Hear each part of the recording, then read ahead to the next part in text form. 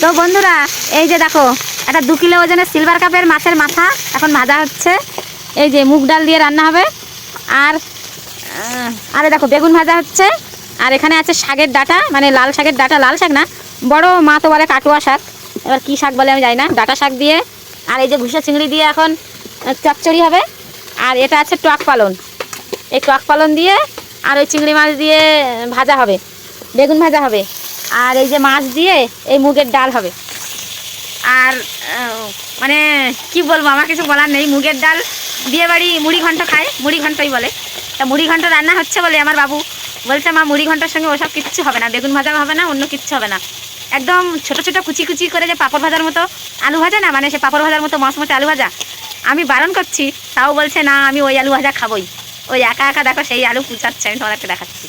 এই দেখো, এই কটা আলু নিয়েছিস? দুটো? তোর একার জন্য নাকি? তা আমরা কি খাবো না? ও ঠাম্মা ওই দিক দিয়ে বকাবকি করছে, তাও শোনে না। ঠাম্মা এখন ফুল গাছ ঠিক করছে, ফুল গাছগুলো সব ঝুলে গেছে, তাই ওই ফুল গাছগুলো ঠিক করছে।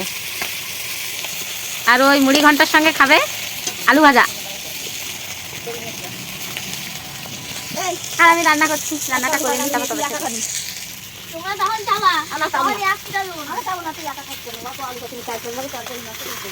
তা নে তুই দুটো নে, একটুখানি হয়ে যাবে তো। ওর ঠাম্মা নিয়ে রেখে দিয়েছি একটা আলু, একটা আলু খাবি, এত তরকারি হচ্ছে আবার আলু ভাজা দিছে। এবার কোচানো হচ্ছে, এবার তো হেবি সুন্দর হচ্ছে। নিয়ে আসুক, ভেজে দেখি কেমন হয়। তো আজকে দুপুরের মেনু অনেক কিছু হয়ে গেছে। চলো আমি রান্নাটা করে দিই।